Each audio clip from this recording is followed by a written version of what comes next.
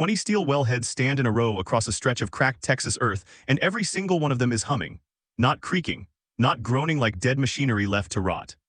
Humming, the low, steady sound of water moving through pipe, thousands of gallons an hour, pulled from ground that hasn't produced a drop since Ronald Reagan was in his second term. A line of tanker trucks idles at the gate, engines ticking in the heat, drivers leaning against their rigs with paper cups of gas station coffee, waiting their turn. Above the gate, a hand-painted sign reads CALLOWAY Water Co. The paint newer than the wood it's on, but not by much. A man walks the row of wellheads slowly, one hand trailing along the pipe fittings like he's checking a pulse. Walt Calloway is 66 years old. His hands are the hands of a man who has spent 4 decades fixing things other people gave up on: cracked knuckles, a permanent callus where a wrench sits, skin the color and texture of the land around him. Behind him, 6 counties are rationing water. Reservoirs are down to mud-cracked basins. Ranchers are trucking in water for cattle that used to drink straight from the ground. And this land, this exact patch of dirt Walt is standing on, is the reason half of them still have a tap that runs. 8 years ago, this same man knelt in the same dirt, while a room full of his neighbors laughed him out of a county building. This is the story of how he proved every one of them wrong, and what he found underground that had nothing to do with water, and everything to do with the man who raised him. The Bishop County Annex smelled like burnt coffee and old carpet the morning of the auction, and there were maybe 14 people in the folding chairs, which was 13 more than anyone expected for a parcel nobody wanted. Section 9 had a name in the county records, but everybody in Bishop just called it the dead land. 20 capped wells sitting on 400 acres of scrubland, abandoned since the Yarborough Ranching Co-op folded in 1987. Not one of those wells had produced a working gallon in 38 years. The soil wouldn't hold a crop. Even the mesquite had given up trying.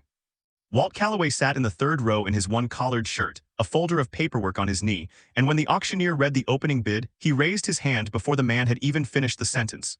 A murmur went through the room. Denny Ruiz, sitting near the front in his county waterboard windbreaker, turned around in his chair like he'd misheard. "Walt," Denny said, not quiet enough to be private, "you're bidding on Section 9, that's right. Section 9, Walt, the dead wells."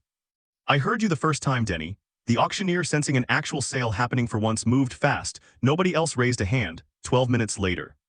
Walt Calloway owned 400 acres of dry earth and 20 wells that hadn't given up water since before some of the people in that room were born, and he'd paid for it with every dollar he and his late wife Carol had put away over 31 years of marriage.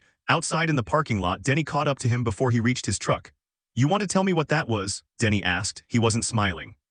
Denny Ruiz had known Walt since they were boys pulling catfish out of the same stock tank, and there was more worry in his voice than mockery, at least at first. "That land's been tested, Walt. State geologist came out here in '04, said the aquifer under Section 9 collapsed. It's gone, it's not coming back. I read the report." "Then you read that it's a dead well field. You didn't buy land, Walt, you bought a graveyard." Walt opened his truck door, tossed the folder onto the passenger seat, and looked back at Denny with the same calm he'd had all morning, the calm of a man who had already made peace with whatever came next. "Those wells didn't go dry by accident," Walt said. "I've got a feeling about that." Denny didn't laugh, not exactly, but something closed behind his eyes, and he shook his head and walked back toward the annex without another word. By that evening, half of Bishop County knew Walt Calloway had spent his life savings on dirt. To understand why the whole county reacted the way it did, you have to understand what year this was. Texas was in its 6th straight year of drought, not the kind that breaks with one good spring, but the kind that reshapes a place permanently. Lake levels statewide had dropped to numbers nobody had seen in the historical record. 3 counties over from Bishop, a town had gone fully onto trucked-in water for 4 months running. Ranchers who'd run cattle on the same land for 3 generations were selling off herds because there wasn't enough grass, let alone enough water, to keep them alive. Against that backdrop, spending a retirement's worth of savings on wells that had been declared dead by an actual state geologist didn't read as bold. It read as a man falling apart. Walt's daughter, Raina, drove in from Lubbock the following weekend, and the conversation in his kitchen didn't go the way either of them wanted. "Dad, that money was supposed to be—" She stopped, started again. "That was supposed to be something someday for you, Mom always said." "I know what your mother said. Then why would you do this?" Raina's voice cracked in a way she clearly hadn't planned. "You didn't even talk to me first." Walt sat at the same kitchen table he'd eaten breakfast at for 30 years, hands wrapped around a coffee mug that had gone cold 20 minutes ago. "I know how this looks," he said. "It looks like you're throwing away everything you and Mom built because some old wells made you feel like you had one more thing to prove." It wasn't an unfair thing to say. Walt didn't argue with it. He just didn't have an answer yet that would have made sense to anyone but himself. A feeling, nothing more, that those wells going dry wasn't the whole story. He'd worked oilfield machinery for 34 years before he retired. He'd seen wells fail from geology. He'd also seen wells fail because somebody wanted them to. Raina left that night without finishing her coffee, and for the first time in a long while, the distance between them felt like more than the highway. No drilling company in 3 counties would touch Section 9. Every outfit Walt called gave him some version of the same answer. The land's dead, the geology's against you, and even if there was water down there, nobody's financing a well field with a 38-year failure record. So Walt did what he'd always done. He found one stubborn old man willing to work for cash and a promise. Bo Whitfield had been drilling water wells in West Texas since before some of the county's paved roads existed, and he was 71 years old, half-deaf in one ear from decades of machinery, and the only driller in the region who didn't laugh when Walt called him. "I ain't saying there's water," Bo told him the first morning, standing at the base of Well 4 with his rig idling behind him. "I'm saying I've been wrong about dead land before, and I'd rather find out than guess." They started with the wells closest to the county road, easiest access, least cost if it went nowhere. The first well came up bone dry, exactly as expected, the casing filled with decades of dust and a dead rattlesnake skeleton that Bo pulled out with a look that said, "This is a bad omen and I'm not going to say so." The second well was the same. The third, by the fourth well, Walt's savings account had a number on it that made him sit in his truck for 10 minutes before he could bring himself to drive home. They pulled brackish, sulfur-smelling water from Well 4, technically wet, but useless, undrinkable, the kind of water that would corrode a pump inside a year. "Could be the whole field's like this," Bo said, not unkindly. "Could be your feeling was wrong, Walt." Walt looked out over the 16 wells they hadn't touched yet and didn't say anything for a long moment. "One more," he said. "Let's do one more before we call it." The well shed at the center of Section 9 hadn't been opened since the Yarborough Co-op locked its doors in 1987. The door had rusted half off its hinges, and Walt had to put a shoulder into it just to get inside. What he found wasn't equipment. It was records, decades of them, water-stained and mouse-chewed, stacked in cardboard boxes along one wall. Well logs, pump readings. And underneath, a stack of ledgers wrapped in a plastic feed sack that had somehow kept the damp out. A logbook with a name written on the inside cover in fading pencil. E. Calloway, foreman. Walt sat down on an overturned bucket in that shed and didn't move for a long time. E. Calloway was Earl Calloway, Walt's grandfather. A man Walt remembered mostly as quiet, private, prone to long silences at the dinner table that nobody in the family ever asked him to explain.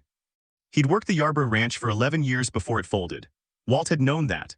What he hadn't known, what nothing in the county records or the state geologist's report had ever mentioned, was written in his grandfather's own hand across 40 pages of that logbook. The wells hadn't failed, they'd been sealed. In the spring of 1987, according to Earl's careful entries, a company calling itself Deep Basin Resources had come through Bishop County trying to buy up groundwater rights across half a dozen ranches, offering just enough money to tempt operations that were already struggling. The Yarborough Co-op board had been split. Half wanted to sell out and walk away with something, half wanted to protect the water for the ranches that would still be there in 20 years. Earl Calloway had been the one who convinced the board to seal the wells instead of selling the rights, pour concrete plugs down every casing, kill the field's production numbers on paper, and make Section 9 look worthless enough that Deep Basin would lose interest and move on. It had worked. Deep Basin left. The co-op folded anyway 2 years later, undone by drought and debt that had nothing to do with the wells, and the truth of what Earl had done got buried along with the concrete. At the bottom of the last page, in handwriting shakier than the rest, Earl had written a single line dated almost 40 years ago, "Told the board we did right by the land. Some nights I believe it." Walt read that line 4 times before he understood what he was looking at. His grandfather hadn't failed those wells. He'd protected them, and had spent the rest of his life wondering if it had been worth what it cost him. Walt didn't tell Bo about the logbook right away.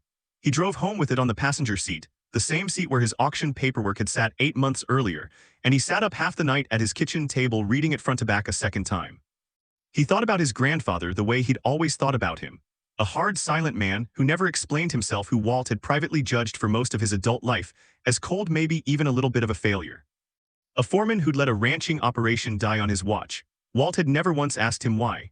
Earl had passed when Walt was 26, and by then the distance between them was just how things were. Now, at his kitchen table, Walt understood something he hadn't let himself understand before. His grandfather hadn't let anything die. He'd made a choice that cost him, cost the co-op, cost his own standing, maybe cost him a version of his life that would have been easier, because he believed the water under that land belonged to the people who'd still need it long after he was gone. And here Walt was, 38 years later, having spent everything he had to buy back the very ground his grandfather had once tried to save with nothing but concrete and silence. This wasn't a gamble anymore. It wasn't even really about the money he'd already lost. It was unfinished business between 2 men, one of whom wasn't alive to see how it ended. Walt called Raina the next morning, something he hadn't done since their conversation in the kitchen went sideways. "I need you to come out here," he told her. "There's something I want you to read." Raina read the logbook at the same kitchen table where she'd once accused her father of throwing away everything her mother had built. She read it twice the way Walt had, and when she looked up there wasn't anger in her face anymore. There was something closer to recognition, like a piece of her own history had just been handed back to her. "He never told anyone," she said quietly. "Not one soul as far as I can tell. And you think there's still water down there, real water, not just," she gestured vaguely, meaning the sulfur-stinking mess they'd pulled from well 4. "Bo thinks the concrete plugs might have actually protected the good wells from going bad the way the surface ones did," Walt said. "Grandpa's logs got readings from before they sealed everything. There's a well 17, that was pulling more water than any 3 of the others combined." "Then why haven't you drilled it?" Walt was quiet for a second. "Because I've got about $11,000 left, and if well 17 comes up dry, that's the end of it. I wanted you to see the log before I made that call, whatever happens." It was Bo who finally pushed them past hesitation. He'd been drilling long enough to know when a man was circling a decision instead of making it, and he showed up unannounced 2 days later with his rig already hitched. "You gonna stand there thinking about it," Bo said, "or we gonna find out?" They drilled well 17 starting on a Tuesday, matching Earl's 40-year-old coordinates, almost exactly going deeper than the original budget had ever accounted for because the concrete plug his grandfather had poured had been engineered to hold. And it held all the way down. Past the depth where every other well on the property had come up dry or useless. Money wasn't the only pressure closing in either. Word had reached Denny Ruiz that Walt had found something in that old shed, and Denny started showing up at the property line more often than coincidence would explain, not to help, and not quite to gloat, but watching, the way a man watches something he's nervous about. What Walt didn't know yet was that Denny wasn't just a skeptical neighbor with a county water board badge. Denny had a second job nobody in Bishop talked about openly. Consulting work for a company called Meridian Bottling Group, and Meridian had been paying very close attention to Section 9 for almost a year. The confrontation came on a Thursday evening, 3 days before well 17 was set to hit its target depth. Denny drove out to Walt's place after dark, which was unusual enough on its own that Walt met him on the porch instead of inviting him in. "I need you to sell," Denny said, no preamble. "Section 9, all of it. I can get you a number today that's twice what you paid, cash closed within the week." Walt studied him for a long moment. "You've never once wanted to buy this land, Denny. You told me yourself it was worthless. I'm not the one buying it." And then it came out, not easily, not all at once, but it came out. Denny had been doing consulting work for Meridian Bottling Group for 2 years, ever since his own ranch started bleeding money in the drought, and he needed a second income to keep it afloat. Meridian had been tracking old aquifer surveys across 3 counties, looking for exactly what Section 9 turned out to be. An intact protected water source sitting under land everyone had written off as dead, which meant it could be bought cheap, and drilled hard with none of the water rights fights that came with land people still valued. Meridian didn't want to supply Bishop County, they wanted to bottle it and ship it out. Denny had been sent to watch Walt's progress, and if it looked like Section 9 was actually producing, get him to sell before word got out and the price went up, or before Walt figured out what he was sitting on and refused to sell it all. "They're not wrong that I need the money, Walt," Denny said, and for the first time that night his voice lost its edge.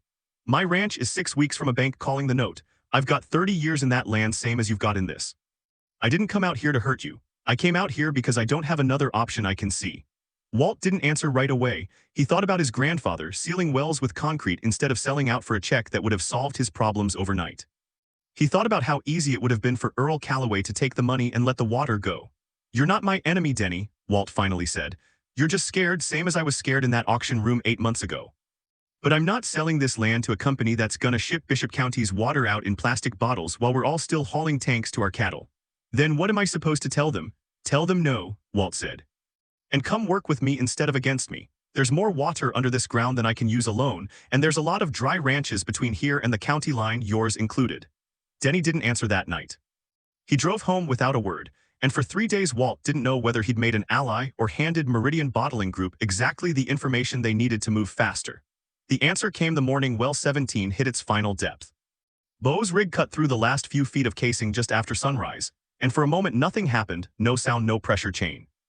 Just the quiet hum of the drill motor and 3 people standing around a hole in the ground that represented almost everything Walt had left in the world. Then the water came. Not a trickle. Not a slow, uncertain seep the way well 4 had given up its brackish disappointment. Water hit the surface with enough pressure to knock Bo's hard hat sideways, clear and cold and smelling like nothing but ground and stone, exactly the way Earl Calloway's 40-year-old readings had promised it would. Bo let out a sound that wasn't quite a laugh and wasn't quite a shout. Something between the two that only comes out of a man who has spent his whole career hoping for a moment like this one, and mostly not getting it. Walt stood there with water soaking through his boots and didn't move for almost a full minute. Denny's truck pulled up to the gate 20 minutes later. Walt braced for another round of the same argument. Instead, Denny got out, walked to the edge of the new well, looked at the water pooling across ground that hadn't held moisture in decades, and was quiet for a long time. "I told Meridian no," he said finally. "Told them this morning before I even knew you'd hit water. Figured I'd rather lose my ranch honest than keep it by helping them take something that isn't theirs. And now I'm asking if that offer's still good, working with you instead of against you." Walt reached out and shook his hand right there at the wellhead, both of them soaked, both of them past the point of pretending this was just about water anymore. What followed wasn't instant. Building out Section 9 from one working well to a full operation took the better part of 2 years. Pipeline permits, pump stations, water quality testing, and a fight with the county over whether Walt's original 1987 water rights, sealed under his grandfather's concrete, were even still valid. They were. Earl Calloway's careful, dated paperwork in that old logbook turned out to be the exact evidence Walt needed to defend them. Well by well, they reopened the field, 19 more wells behind well 17, most of them protected by the same plugging method, most of them still holding water that had sat undisturbed and untouched for nearly 4 decades. County engineers who came out expecting to find nothing left standing in disbelief at the flow rates. The same state geological office that had declared Section 9 dead in 2004 sent a team back out to update their own survey. Raina left her job in Lubbock 18 months in to help run the business side of the operation: water testing contracts, county agreements, the slow work of turning 20 reopened wells into something that could actually serve a drought-stricken region instead of just impressing it. She kept her grandfather's logbook in a display case in the office trailer, not hidden away in a shed anymore. Denny's Ranch got its first delivery of Callaway water free of charge. The same week Section 9 signed its first contract with the county to supply emergency water to 3 rationed towns. Which brings us back to where this story started, 20 wellheads humming in a row. A line of tanker trucks waiting at the gate, and a man in his 60s walking the property he once bought with everything he had back when everyone around him was certain he'd lost his mind. Callaway Water Co. now supplies water to 6 counties across the region, a lifeline built entirely on ground that a state report once called permanently dead. Denny Ruiz works alongside Walt these days, no longer a skeptic at the property line but a partner inside the gate, his own ranch alive again because of water his family once assumed was gone for good. Raina runs the office. Bo, well past the age most men retire, still shows up most mornings just to hear the wells running, because as he puts it, there's not many sounds left in this world worth driving out for. And near the entrance to Section 9, mounted in a plain steel frame beside the main wellhead, sits a single page from a 40-year-old logbook. Earl Calloway's shaking, uncertain handwriting the line he wrote the night he sealed the wells and walked away not knowing if he'd done right by anyone. "Told the board we did right by the land. Some nights I believe it. Every night now the wells answer for him. They called him crazy for spending everything he had on dirt nobody wanted. They didn't know he was finishing something his own grandfather started, and that some of the most valuable things in this world aren't lost. They're just waiting for someone patient enough and stubborn enough to go looking." If this story moved you, let us know in the comments and stick around, because Bishop County isn't the only place where the ground remembers more than the people standing on it.